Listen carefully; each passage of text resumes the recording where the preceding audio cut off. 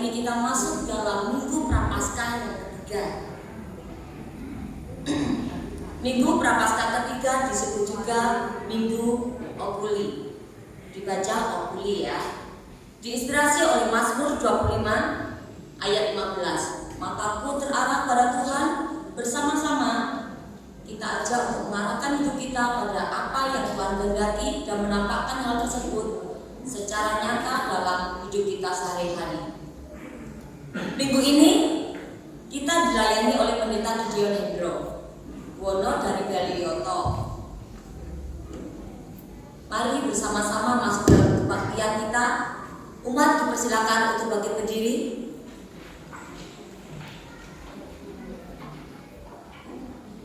Kita akan memujikan dari Kidung Jemaat 376 ayat 1 dan kedua.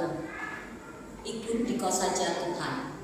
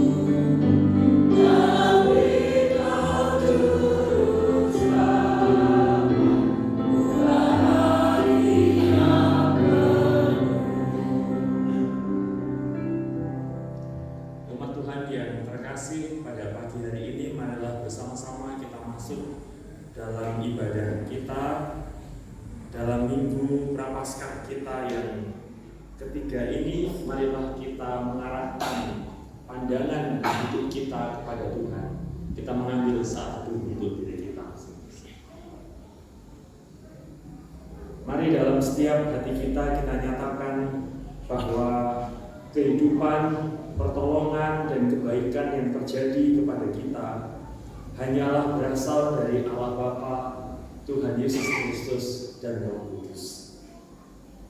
Salam damai dan berkat dari Tuhan menyapa saudara-saudara sekalian. Amin. Silakan.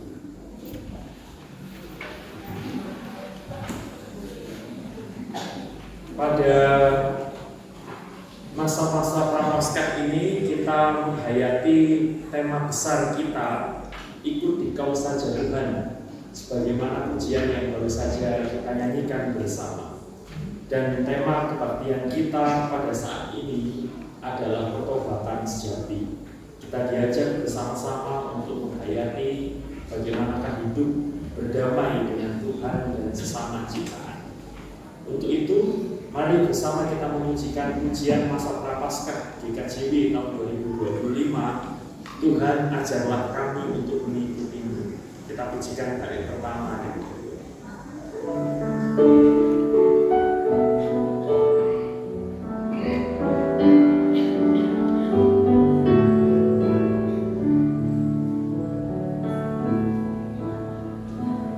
Tuhan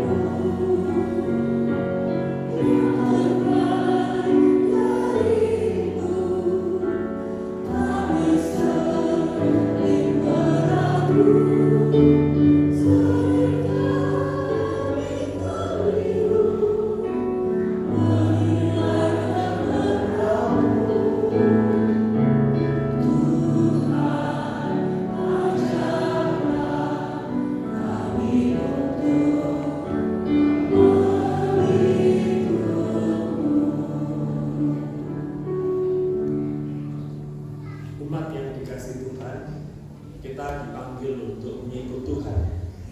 Kita dipanggil untuk setia pada cara-cara Tuhan.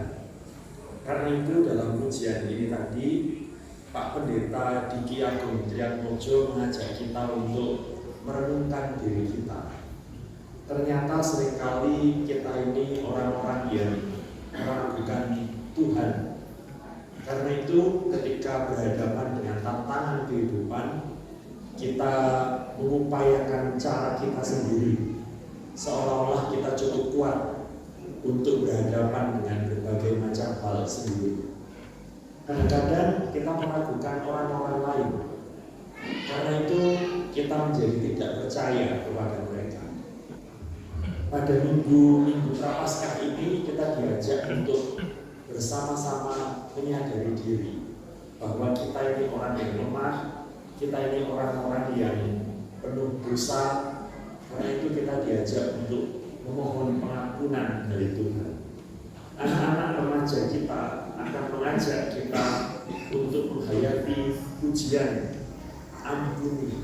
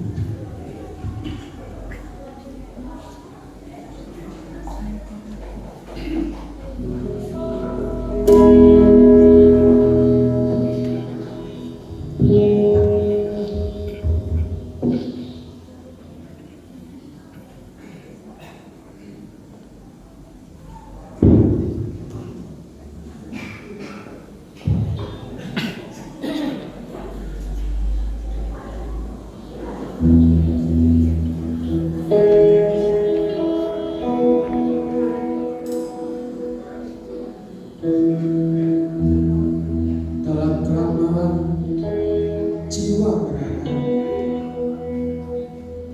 menatap langit yang gelap bisu, terbelenggu dosa tak berdaya, langkah tersesat dalam gelapnya.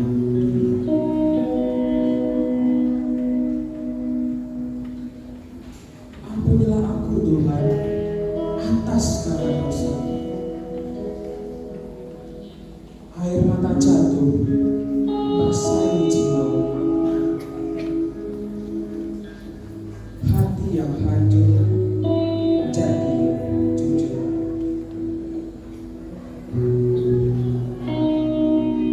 Bimbinglah langkahku di jalan yang lurus, hapuskan noda yang kian menerus.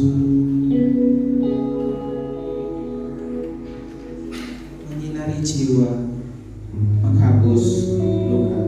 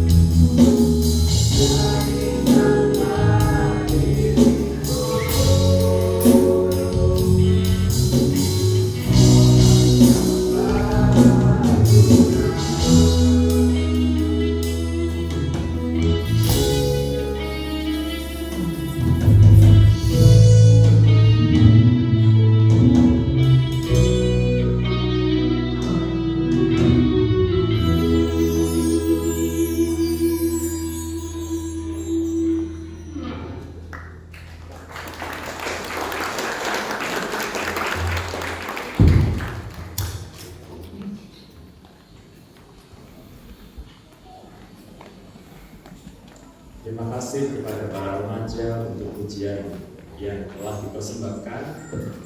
Sekaligus pujian ini mengajak kita bersama-sama untuk mengakui bahwa kita ini lemah, kita penuh keterbatasan. Ampuni aku Tuhan dari segala dosaku, lepaskanlah derita yang aku rasakan. Maka sebelum bersama-sama kita masuk dalam pengakuan dosa kita, mari bersama-sama mengambil saat ini untuk menyadari keterbatasan kita dalam kehidupan kita masing-masing.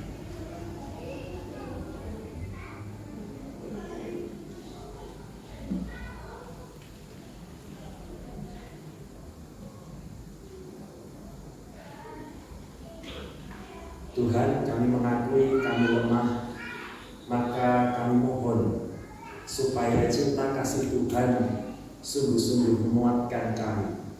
Kebaikan Tuhan kembali merengkuh kami, sehingga kami menjadi kembali seperti yang Tuhan kehendaki. Jika kami terbatas dan penuh kekurangan, kiranya Tuhan boleh membantu menguatkan kami untuk mengalami hidup seperti yang Tuhan kehendaki. Ampunilah kami Tuhan, ampunilah kami orang-orang. Amin. Jemaat yang terkasih dalam Tuhan, kita lemah tetapi Tuhan mengasihi kita luar biasa. Oleh karena itu, untuk kita yang mau mengakui keterbatasan dan kesalahan serta dosa kita, maka Tuhan memberikan berita anugerah untuk kita. Umat diundang untuk bangkit berdiri. Roma 5 ayat 8 sampai dengan 9 demikian. Namun Allah menunjukkan kasih-Nya kepada kita dalam hal ini. Ketika kita masih berdosa, Kristus telah mati untuk kita. Terlebih lagi karena kita sekarang telah dibenarkan oleh darah-Nya, kita pasti akan diselamatkan melalui Dia dari murka. Artinya bahwa kebaikan Tuhan tidak hanya dulu ketika kita menerima Yesus dan menjadi orang percaya, tapi kebaikan Tuhan itu masih ada sampai dengan hari ini. Maka mari membagikan salam damai kepada saudara-saudara kita. Bersama dengan pujian bersukacita selalu ini, kita membagikan salam damai kita kepada saudara-saudara di kiri dan kanan.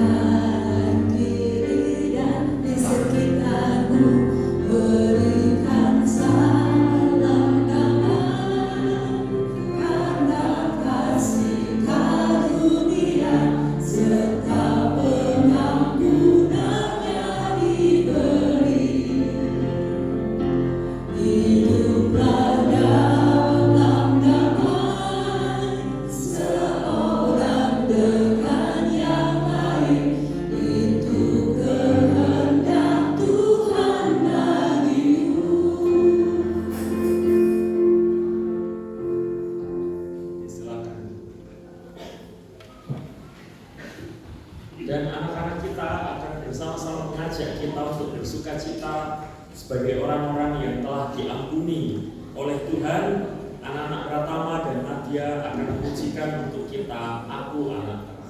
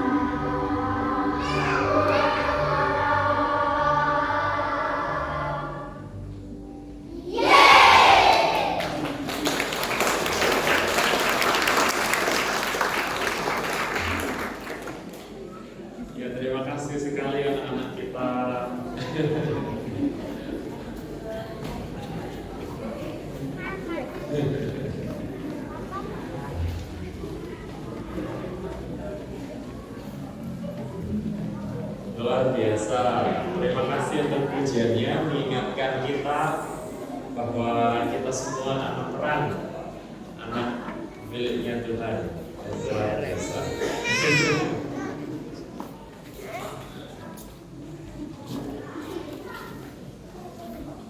Dan untuk menuntun kita hidup dalam terang Tuhan, kita akan bersama-sama masuk dalam firman Tuhan. Kita akan bersama-sama membaca Alkitab kita dengan diantar berdoa terlebih dahulu oleh majelis jemaat.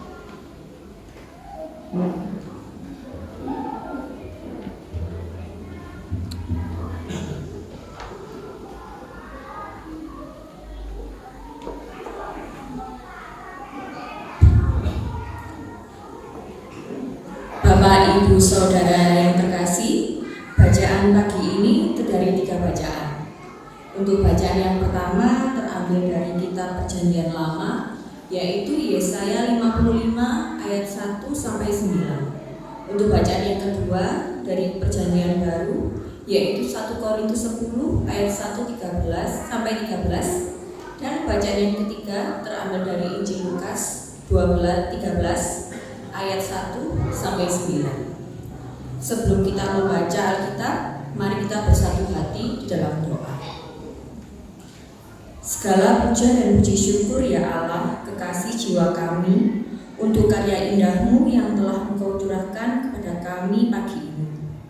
Tuhan berikan kesehatan dan waktu bagi kami bersatu hati di rumah ibadah ini. Ya Tuhan, saat ini kami akan membaca dan merenungkan sabda-Mu. Buka hati dan pikiran kami sehingga firman yang akan disampaikan oleh Bapak Pendeta Gideon saat ini boleh menjadi suluh dalam langkah kehidupan kami. Berkati dan urapi Bapak Pendeta ya Tuhan, sehingga taburan firman pagi ini benar-benar dari kuasa-Mu. Berfirmanlah ya Tuhan, kami siap untuk mendengarkan. Amin. Untuk bacaan yang pertama yaitu Yesaya 55 ayat 1 sampai 9. Judul bacaan yang diberikan oleh Lembaga Alkitab Indonesia adalah Seruan untuk turut serta dalam keselamatan yang dari Tuhan. Ayo, hai semua orang yang haus, marilah dan minumlah air. Dan hai orang yang tidak mempunyai uang, marilah, terimalah gandum tanpa uang pembeli dan makanlah, juga anggur dan susu tanpa bayaran. Mengapakah kamu belanjakan uang untuk sesuatu yang bukan roti, dan upah jeripayamu untuk sesuatu yang tidak mengenyangkan? Dengarkanlah aku, maka kamu akan memakan yang baik, dan kamu akan menikmati sajian yang paling lezat. Sendengkanlah telingamu dan datanglah kepadaku. Dengarkanlah, maka kamu akan hidup. Aku hendak mengikat perjanjian abadi dengan kamu, menurut kasih setia yang teguh kujanjikan kepada Daud. Sesungguhnya aku telah menetapkan dia menjadi saksi bagi bangsa-bangsa, menjadi seorang raja dan pemerintah bagi suku-suku bangsa. Sesungguhnya engkau akan memanggil bangsa yang tidak kau kenal, dan bangsa yang tidak mengenal engkau akan berlari kepadamu. Oleh karena Tuhan Allahmu dan karena yang Maha Kudus, Allah Israel yang mengagungkan engkau. Carilah Tuhan selama ia berkenan ditemui. Berserulah kepadanya selama ia dekat. Baiklah orang fasik meninggalkan jalannya, dan orang jahat meninggalkan rancangannya. Baiklah ia kembali kepada Tuhan, maka dia akan mengasihaninya. Dan kepada Allah kita, sebab ia memberi pengampunan dengan limpahnya. Sebab rancanganku bukanlah rancanganmu, dan jalanmu bukanlah jalanku. Demikian firman Tuhan. Seperti tingginya langit dari bumi, demikianlah tingginya jalanku dari jalanmu, dan rancanganku dari rancanganmu.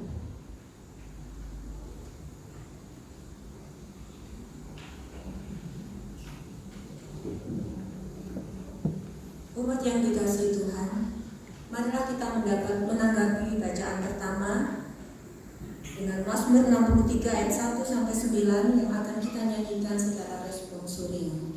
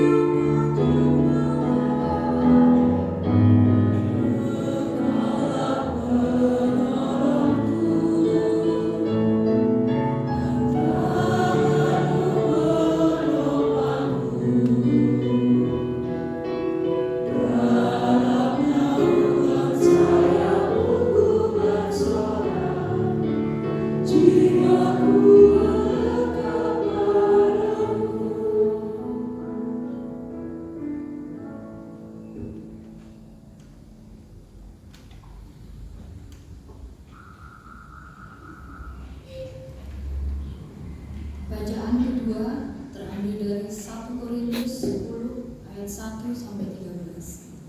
Demikian firman Tuhan. Israel sebagai suatu peringatan. Aku mau supaya kamu mengetahui, saudara-saudara, bahwa nenek moyang kita semua berada di bawah perlindungan awan dan bahwa mereka semua telah melintasi laut. Untuk menjadi pengikut Musa, mereka semua telah dibaptis dalam awan dan dalam laut. Mereka semua makan makanan rohani yang sama, dan mereka semua minum minuman rohani yang sama. Sebab mereka minum dari batu karang rohani yang mengikuti mereka, dan batu karang itu ialah Kristus.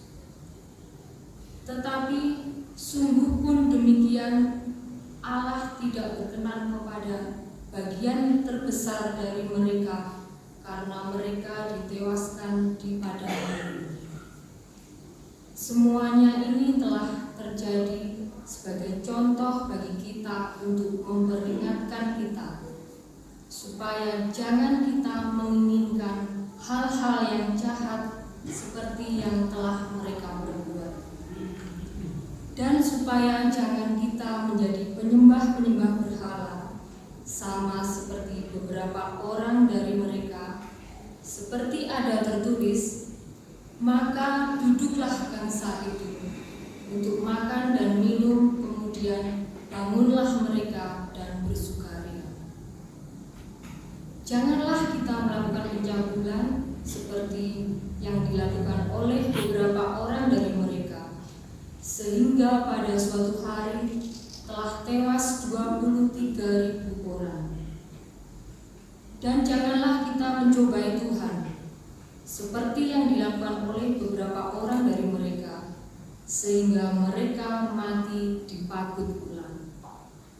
Dan janganlah bersungut-sungut, seperti yang dilakukan oleh beberapa orang dari mereka, sehingga mereka dibinasakan oleh malaikat maut. Semuanya ini telah menimpa mereka sebagai contoh dan dituliskan untuk menjadi peringatan bagi kita yang hidup pada waktu di mana zaman akhir telah tiba. Sebab itu, siapa yang menyangka bahwa ia teguh berdiri, hati-hatilah supaya jangan jatuh. Pencobaan-pencobaan yang kamu alami ialah pencobaan-pencobaan biasa yang tidak melebihi kekuatan manusia. Sebab Allah setia, dan karena itu Ia tidak akan membiarkan kamu dicobai melampaui kekuatanmu. Pada waktu kamu dicobai, Ia akan memberikan kepadamu jalan keluar sehingga kamu dapat menanggungnya. Amin. Demikian. Dan bacaan Injil kita akan bersama-sama menghayati dari Lukas 13 ayat 1 sampai dengan ayat yang ke-9. Inilah Injil Yesus Kristus menurut Lukas 13 ayat 1 sampai dengan ayat yang ke-9. Usia.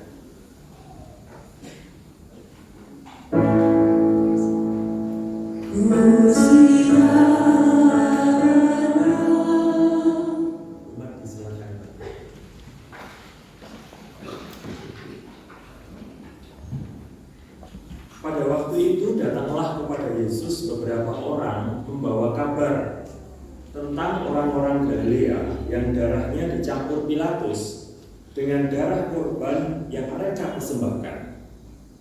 Yesus berkata kepada mereka, "Sangkamu orang-orang Galilea itu lebih besar dosanya daripada semua orang Galilea yang lain, karena mereka mengalami penderitaan itu? Tidak, kataku kepadamu, namun jikalau kamu tidak bertobat, kamu semua akan binasa dengan cara demikian. Atau sangkamu ke-18 orang yang mati ditimpa menara dekat Siloam lebih besar kesalahannya daripada kesalahan semua orang lain yang tinggal di Yerusalem? Tidak, kataku kepadamu. Namun jikalau kamu tidak bertobat, kamu semua akan binasa dengan cara demikian." Kemudian Yesus menyampaikan perumpamaan ini. Seseorang mempunyai pohon ara yang ditanam di kebun anggurnya, dan ia datang untuk mencari buah pada pohon itu, tetapi tidak menemukannya. Lalu ia berkata kepada pekerja kebun anggur itu, "Lihat, sudah 3 tahun aku datang mencari buah pada pohon ara ini, dan aku tidak menemukannya. Tebanglah pohon ini, untuk apa ia hidup di tanah ini dengan sia-sia? Jawab orang itu, Tuhan, biarkanlah dia tumbuh tahun ini lagi. Aku akan mencampur tanah sekelilingnya dan memberi pupuk kepadanya. Mungkin tahun depan ia akan berbuah. Jika tidak, tebanglah dia. Amin. Demikianlah firman Tuhan. Berbahagia kita yang mendengarkan firman Tuhan, terlebih melakukannya dalam hidup kita sehari-hari. Amin.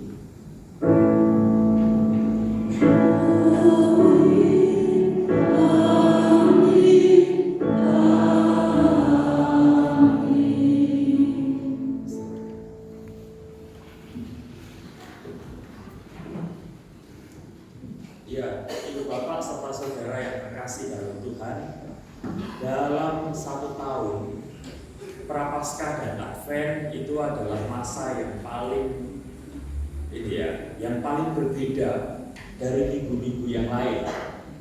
Kalau di minggu-minggu yang lain kita diajak untuk merayakan hidup, artinya bersukacita dengan luar biasa. Pada 2 periode ini kita diajak untuk merenung.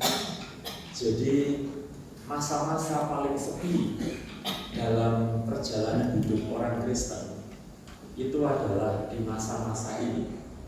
Karena di masa-masa ini kita tidak diajak untuk bersukacita, beria-ria dan bergembira, tapi kita diajak untuk menangis bersama. Jadi dalam 1 tahun seolah kalender liturgi kita itu mengingatkan ada saatnya untuk biasa-biasa saja, ada saatnya untuk bersukacita, dan ada saatnya untuk meratapi hidup. Dan karena begitulah memang hidup gitu artinya. Dan dalam 40 hari ini kita diajak untuk ayo meratap bersama-sama. Jadi kalau ingin menangisi hidup, inilah waktunya. Karena itu bacaan kita hari ini adalah bacaan yang bercerita tentang bagaimana kita diajak untuk merefleksikan hidup kembali. Kita diajak untuk kemudian meneliti diri kita dengan sungguh-sungguh.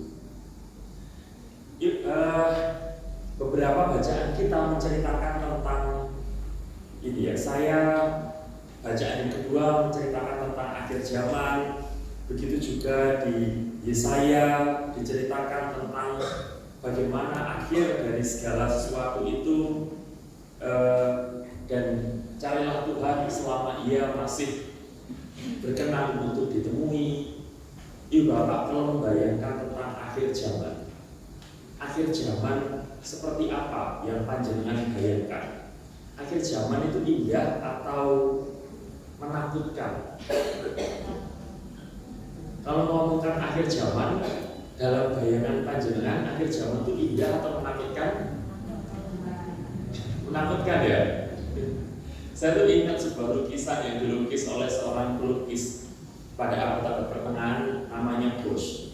Dia menceritakan, dia melukis tentang sebuah lukisan Garden of Early Delight yang menceritakan bagaimana dunia itu pertama kali diciptakan dengan indah, tapi lalu kemudian manusia hidup, dan hidupnya itu macam-macam. Dan hidupnya manusia itu ngebikin semua yang indah di awal tadi itu rusak. Maka di panel yang ketiga, jadi panel pertama itu penciptaan dunia, panel kedua yang paling gede itu tentang orang-orang yang hidup hari ini yang macam-macam. Panel yang ketiga itu ceritanya tentang warna yang gelap, hitam, merah gitu ya. Itu menceritakan tentang bagaimana orang-orang akan menerima konsekuensi dari hidupnya mereka, dan orang-orang ini akan menghadapi malapetaka yang luar biasa menakutkan. Seperti yang mungkin panjenengan bayangkan, akhir zaman itu seringkali digambarkan dengan situasi yang sangat menakutkan. Kalau kita dengar kata kiamat, kiamat itu kan sangat menakutkan. Dan bahkan bayangan yang seringkali kita temukan di kitab Wahyu misalnya, itu orang banyak menganggap itu cerita tentang kiamat. Itu adalah cerita tentang kehancuran dan penghukuman. Karena itu orang banyak yang mengatakan, Tuhan tolong jangan kiamat datang dulu gitu. Karena kiamat yang kita bayangkan itu adalah kiamat yang sedemikian menakutkan.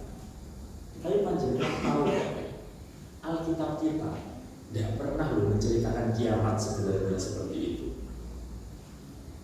Ada beberapa cerita tentang akhir zaman. Kalau kita lihat Alkitab kita, yang pertama ada di dalam kitab Daniel 7 sampai Daniel 12. Dan yang kedua, yang sering kali kita kenal, itu di kitab Wahyu. Benar, memang ada penderitaan, tapi ceritanya sama. Kitab-kitab yang menceritakan, atau kitab-kitab apokaliptis, atau kitab-kitab yang menceritakan tentang akhir zaman ini tidak pernah berhenti di situ.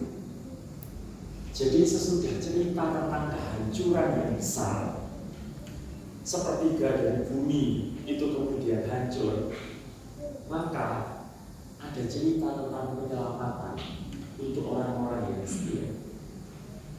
Jadi akhir zaman itu dan titik di penderitaan.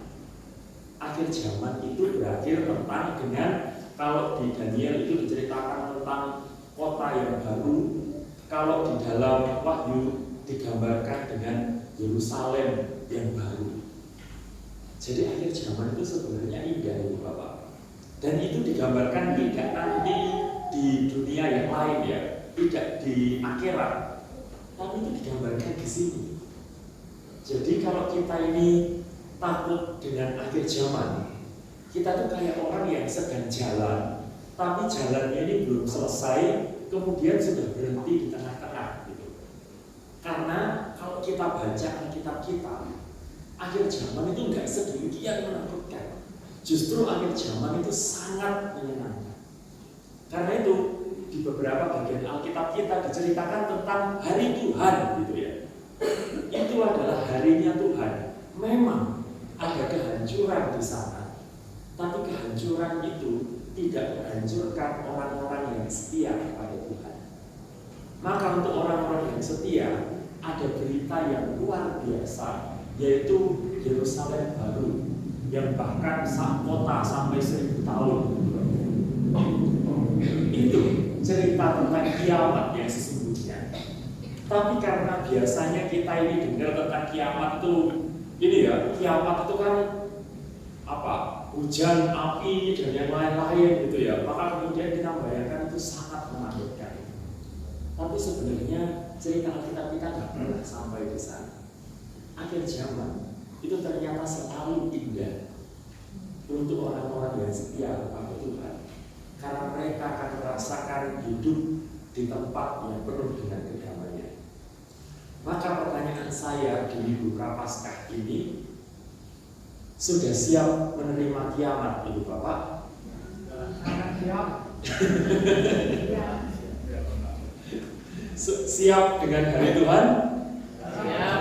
Iya. Jadi akhirnya kemudian ternyata kiamat itu gak semenakutkan yang kita bayangkan. Syaratnya adalah apa yang jadi tema bacaan kita hari ini. Bertobatlah. Syaratnya adalah itu. Masih sering berbohong? Masih? Oke, atau kiamatnya menakutkan kalau gitu ya.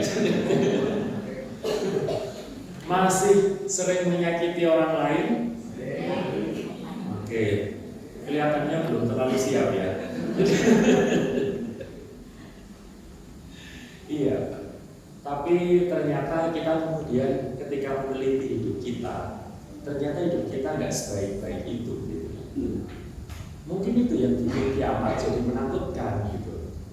Karena ternyata kita menemukan hidup kita, kalau dihitung dengan orang-orang yang kemudian bisa merasakan akhir zaman dengan indah itu, kadang-kadang kita masih meragukan diri kita.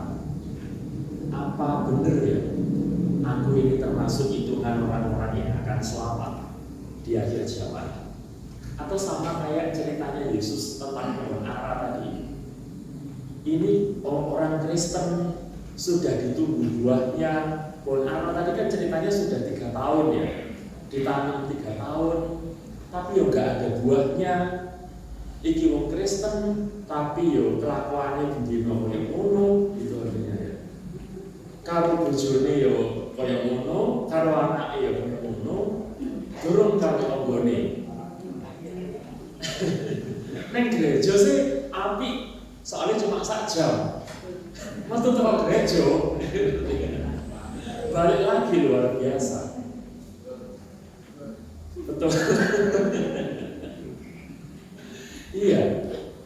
Jadi Yesus mengingatkan kita kayak apa, kita ini kayak pohon ara itu tadi ya, yang ditumbuh buahnya, tapi nggak berbuah-buah. Gitu. Karena itu sang pemilik kebun lalu bilang, ya wis lah, timbangan urip gak patek ono gunane, ditebang ae lah gitu. Jadi orang Kristen, saya nggak tahu apakah panjenengan kayak gitu. Kalau di Panjen mungkin tidak ya. Panjen kan malaikat. Panjenengan boleh melihat orang-orang di kiri kanan panjenengan.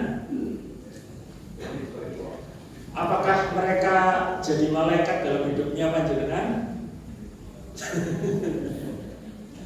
Atau jadi pohon ara seperti yang diceritakan Yesus dalam bacaan kita tadi? Yang jadi yo, urip apa gak urip lho, padha wae gitu artinya yo. Jadi gak ono itu lebih baik. Nek ono itu malah jadi beban orang lain. Malah ngerti. Ada anak-anak baru mau tumbuh dikritik. Ada majelis baru kepele, jenengnya itu majelisnya anyar, itu artinya ya. Terus kemudian dipaitu TNT-an gitu. Sampai orang kerasa itu ada majelis kayak ini, gitu ya. Atau kemudian ada saudara-saudaranya yang baru bergabung dalam persekutuan, lalu kemudian yang diomongkan bukan hal yang baik, tapi yang diomongkan lalu hal-hal yang gak enak tentang orang itu. Jangan-jangan hidup kita malah jadi kayak pohon ara tadi. Ya pantas kalau kita takut kiamat, karena kita termasuk yang ditebang tadi. Tuhan jangan ditebang dulu. Pinjaman online saya masih banyak. Jadi mungkin pantas kalau kita kemudian khawatir dengan hidup ini, karena ternyata ya nggak sebaik-baik itu. Tapi yang luar biasa adalah dari sang pengelola tanah tadi bilang sama sang pemilik anggur, jangan dulu, 1 tahun aja lagi, kita rawat lagi 1 tahun. Kalau 1 tahun dikasih hidup tetap sama kayak sebelumnya, ya sudah, ditebang aja. Atau bahasanya Yesaya sangat indah itu, carilah Tuhan selama Ia berkenan ditemui, berserulah kepadanya selama Ia dekat. Jadi seolah-olah saat ini Tuhan itu masih mau kita temui. Ada waktunya Tuhan nggak mau kita temui. Bahasanya Yesaya kan demikian. Carilah Tuhan selama Ia berkenan untuk ditemui, berserulah kepadanya selama Ia dekat. Artinya sekarang ini kesempatannya bagi kita, ini Tuhan masih mau ditemui. Jadi kalau hitungannya pohon ara tadi masih ada 1 tahun, kita ini masih dikasih waktu. Dan masa prapaskah ini kita diajak untuk menghayati waktu Tuhan itu. Orang Kristen di Indonesia ini nggak banyak, jumlahnya nggak lebih dari 10% populasi. Tapi kalau sebutlah 10% gitu ya, kalau ada orang 10, satunya baik, Misalnya sing liyane iki gak apik, orang yang baik tadi bisa memimpin supaya sing gak apik itu dadi apik. Tapi cuma kurang dari 10%, tapi kelakuannya ya gak karu-karuan gitu artinya ya. Jadi ya gak akan sempurna. Ini kesempatan kita. Masa Prapaskah ini waktunya untuk lihat hidup kembali. Gimana ya hidup saya selama ini? Maka saya akan mengakhiri khotbah ini di sini. Kiamat bisa jadi menakutkan, tapi bisa juga tidak menakutkan. Sepanjang bagaimana kita menjalani hidup kita, dan masa ini kita diajak untuk meneliti diri. Mari meneliti diri, mencari Tuhan selama Ia masih mau ditemui dan selama Dia dekat. Amin. Saat itu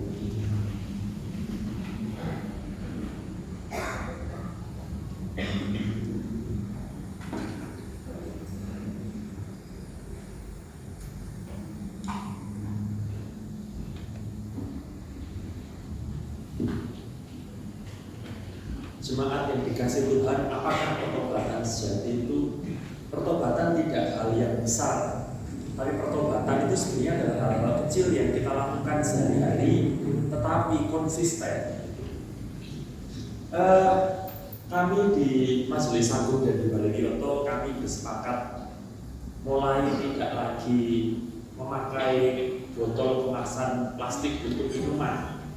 Kenapa? Karena Indonesia ini darurat sampah. Dari seluruh negara di dunia, negara kita ini bersama dengan Tiongkok atau Cina adalah negara pembuang sampah plastik terbanyak ke laut. Jadi kita patut berbangga. Kalau kiamat itu datang dari mana? Salah satunya plastiknya datang dari Indonesia, gitu ya. Jadi, mari bertobat. Saya kemana-mana itu selalu membawa ini. Ini saya bukan sedang ini ya, ini brandnya saya. Supaya saya nggak perlu minum dari kemasan plastik lagi. Semoga nanti kalau saya khotbah di Kepanjen lagi sudah nggak ada Cleo plastik. saya mau kok dikasih minuman dalam gelas, lalu kemudian gelasnya gitu ya. Itu bentuk pertobatan kecil. Jadi pertobatan itu bukan hal-hal besar. Pertobatan itu hal-hal kecil, tapi dilakukan secara konsisten terus-menerus. Termasuk juga di rumah dan di keluarga kita. Menyayangi keluarga kita itu pertobatan kecil kita. Maka di akhir renungan ini saya mengundang Ibu Bapak berdiri. Silakan bangkit berdiri. Ada anggota keluarganya di tempat ini. Maka mari pagi hari ini kita datang ke anggota keluarga kita menyalami atau kita memeluk mereka dan kita sampaikan maafkan aku, ayo jalan baik sesudah ini bareng-bareng. Silakan jalan ke keluarga panjenengan, mungkin musik bisa mengiringi. Silakan peluk mereka, kita bilang maafkan aku kalau ada mbaknya, ayo silakan peluk mereka. Dan mari kita jalan.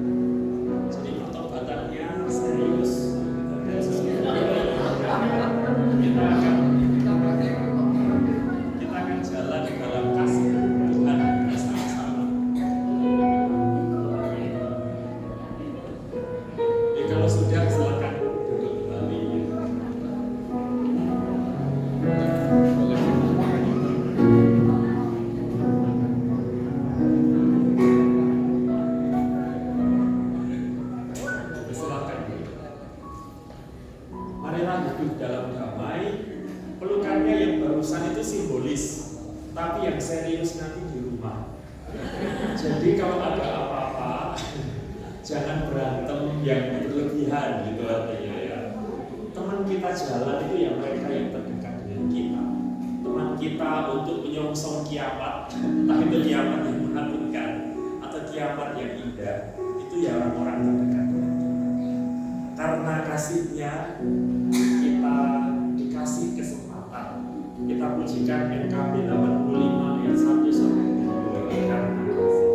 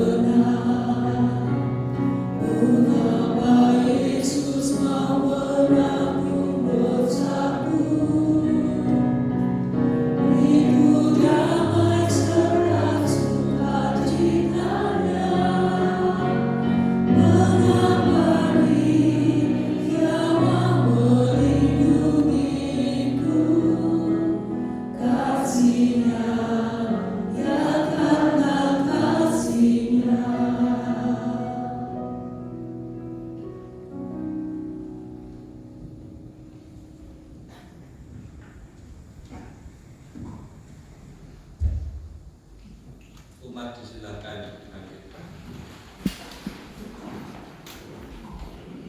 Bersama umat percaya di segala zaman dan tempat, mari kita mengungkapkan pengakuan iman rasuli kita yang demikian. Aku percaya kepada Bapa yang Maha Kuasa, Khalik dan bumi, dan kepada Yesus Kristus Anak yang tunggal Tuhan kita, yang dikandung daripada Roh Kudus, lahir dari anak Maria, yang menderita di bawah pemerintahan Pontius Pilatus, disalibkan, mati dan dikuburkan, turun dalam kerajaan. Pada hari yang ketiga, bangkit pula dari antara orang mati, naik ke surga, duduk sebelah kanan Allah, Bapa yang Maha Kuasa, dan akan datang dari sana untuk menghakimi orang hidup dan mati. Aku percaya kepada Roh Kudus, gereja yang kudus dan am, persekutuan orang kudus, pengampunan dosa, kebangkitan daging dan hidup yang kekal. Amin. Umat silakan duduk kembali. Kita bersama-sama masuk dalam doa syafaat. Mari bersama-sama kita. Tuhan, terima kasih untuk masih membukakan pintu bagi kami, dan kebaikan Tuhan masih bisa kami rasakan saat ini. Kami tidak sempurna, tapi kami akan berjuang. Kami akan bertobat. Bertobat artinya melakukan hal-hal kecil sehari-hari untuk membuat hidup jadi lebih baik. Kuatkan kami untuk melakukannya dengan konsisten, mungkin dari mulai menjaga perkataan, menjaga pikiran, bahkan menjaga sikap kami, membatasi konsumsi pada hal-hal yang tidak penting, yang tidak terlalu kami butuhkan,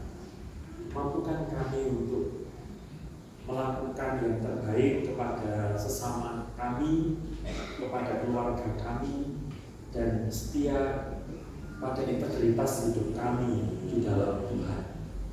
Ajarkan kami melakukan kebaikan-kebaikan kecil setiap hari, sehingga itu menjadi gaya hidup kami, dan akhirnya cerita hidup kami menceritakan kebaikan Tuhan sepanjang waktu. Tuhan, kami berdoa bagi anak-anak kami yang masih kecil sampai dengan yang remaja, sampai dengan yang pemuda, dengan segala pergumulan mereka. Kami berharap anak-anak kami jadi anak-anak hebat, pinter di sekolah, berprestasi dalam hidup. Namun ajarkan kami dan anak-anak kami bukan hanya menjadi anak-anak yang hebat dan berprestasi, tapi juga setia pada Tuhan. Maka ketika tantangan hidup menerpa mereka, ada Tuhan yang jadi pegangan, bahkan di masa paling berat sekali. Mereka yang sedang berjuang dengan hidupnya, pekerjaan, jodoh, mereka yang sedang berjuang dengan hidupnya dalam permasalahan-permasalahan berat, Tuhan temani, supaya masa kecil hingga masa muda mereka menjadi masa-masa yang menguatkan mereka untuk hidup. Orang-orang dewasa Tuhan temani supaya bisa kuat menjalani hidup sehari-hari, bisa jadi contoh untuk yang lebih muda, namun juga kuat untuk terus bekerja dan menjaga diri. Kiranya hidup mereka menyenangkan, tidak membosankan, tapi tetap setia pada Tuhan.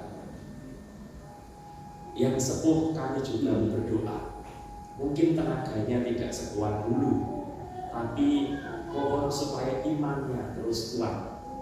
Kiranya mereka rela melepaskan hal-hal yang mungkin sudah lalu, tetapi tetap berpegang kepadamu, sehingga hidup mereka bisa menjadi pohon yang meneduhi kami semua. Kami berdoa untuk jemaat kami di Kepanjen dan GKJW secara keseluruhan, untuk Pak Pendeta Widi dan keluarga, untuk para ketua diaken dan keluarga mereka, para tamu dan keluarga mereka, dan setiap orang yang terlibat dalam pelayanan di gereja ini, di jemaat ini. Tuhan berkati. Kami serahkan juga sidang majelis daerah yang hari ini dilaksanakan di Wonorejo. Beberapa utusan dari jemaat kami juga hadir sebagai anggota RD. Tuhan menemani mereka. Kami berdoa juga bagi bangsa dan negara kami. Temanilah bangsa ini. Yang terbaik kiranya terjadi menurut yang Tuhan. Inilah syafaat kami, harapan-harapan kami. Kami serahkan kepadamu dalam doa yang diajarkan oleh Putra.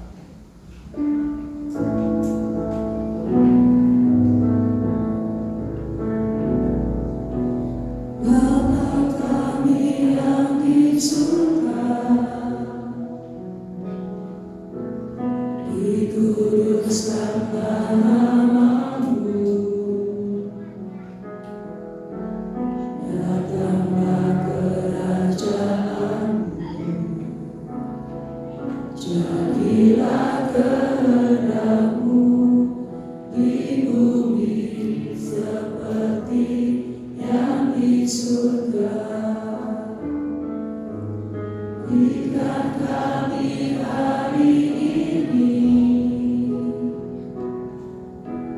makanan yang secukupnya. Ampuni kesalahan kami, seperti kami ampuni orang yang bersalah pada kami.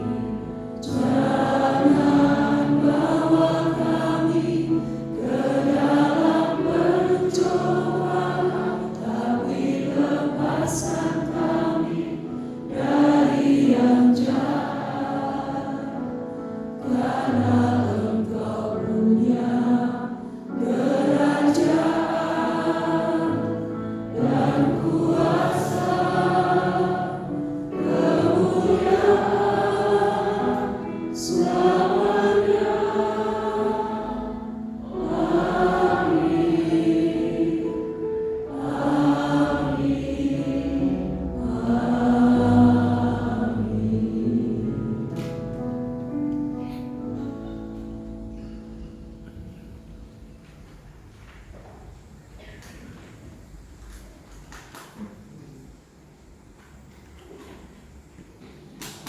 Jemaat yang dikasihi Tuhan, tibalah saatnya kita mengaturkan persembahan sebagai ungkapan syukur kita kepada Tuhan.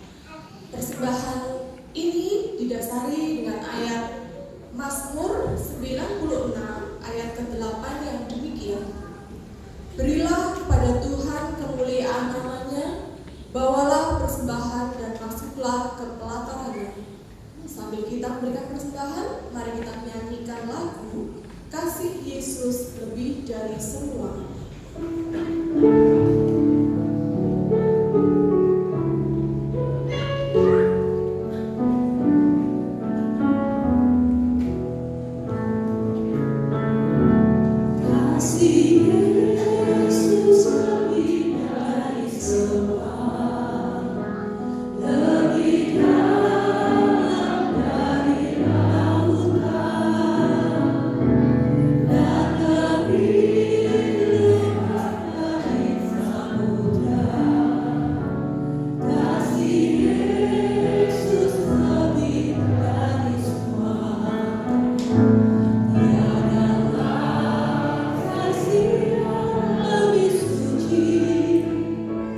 Yeah.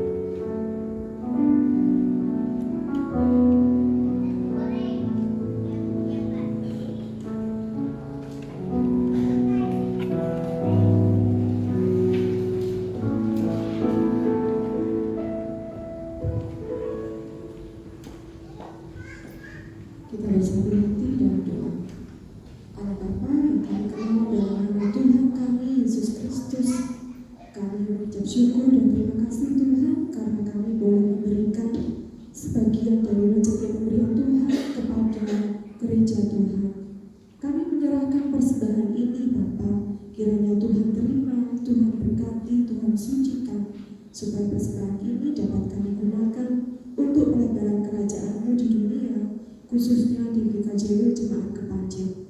Berkatilah tangan-tangan yang sudah menerima dan memberikan persembahan ini ya Tuhan, dengan berkat dan rezeki yang datangnya dari Tuhan. Berkati pula pengelola persembahan, berilah hikmat kebijaksanaan supaya dapat mengelola persembahan dengan baik dan bertanggung jawab. Demikianlah Tuhan, ucapan syukur kami, doa kami yang jauh dari sempurna ini, kiranya Tuhan ampuni. Kami haturkan doa ini hanya di dalam nama Tuhan Yesus Kristus, Juru Selamat kami yang hidup. Amin. Tuhan silakan duduk kembali.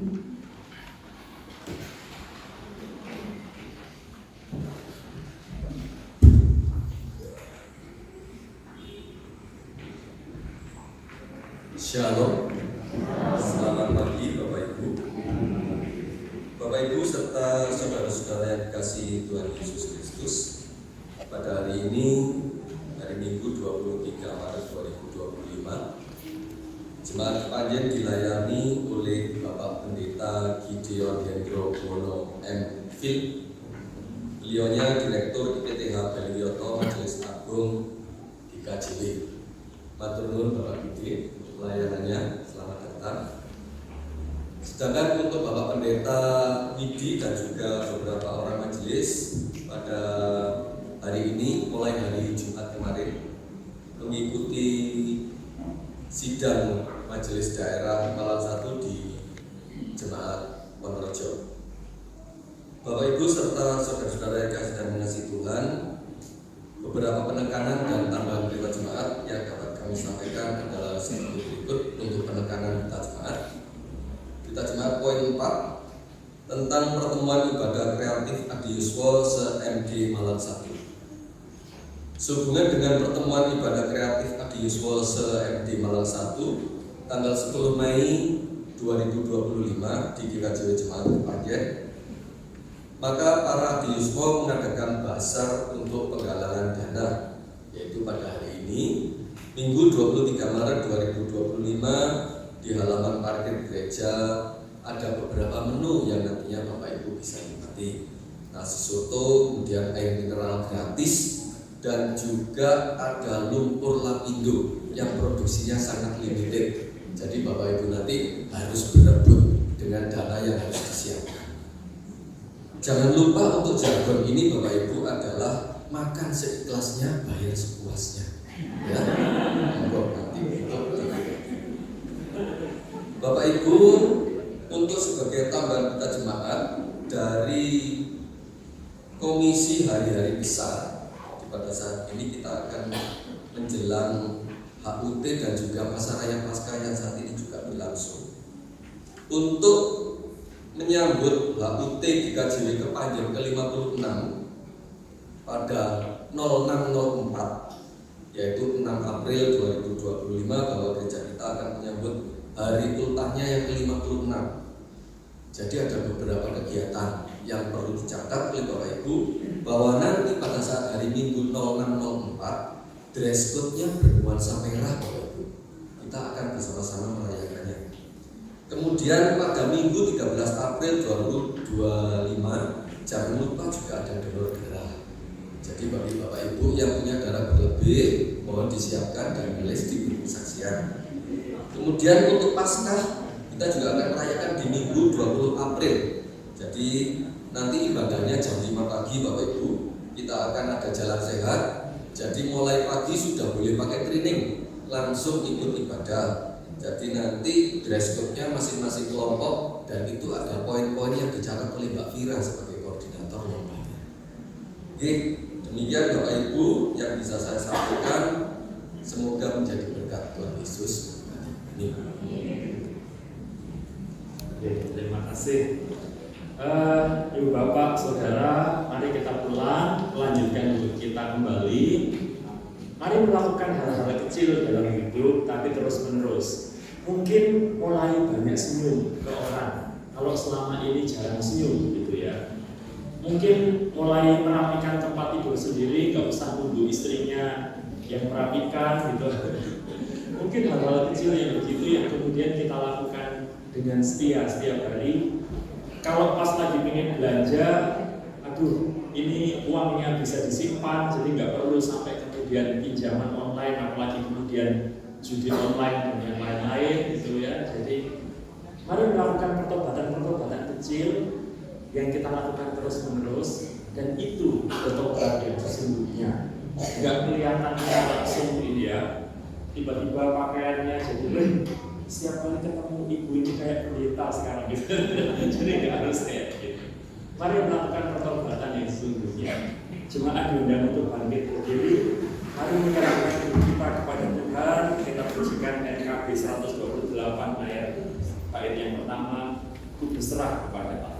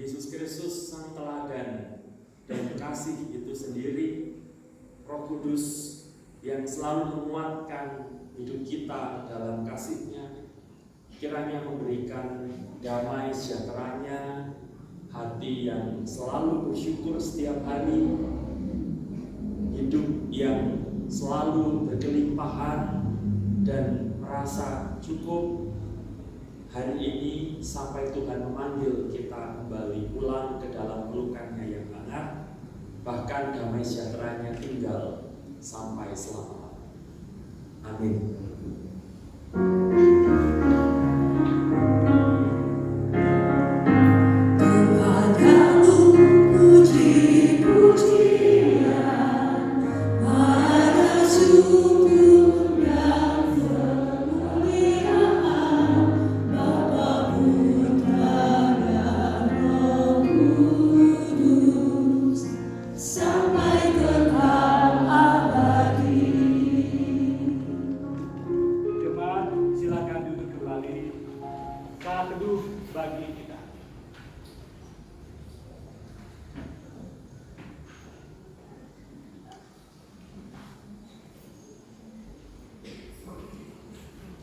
Amin.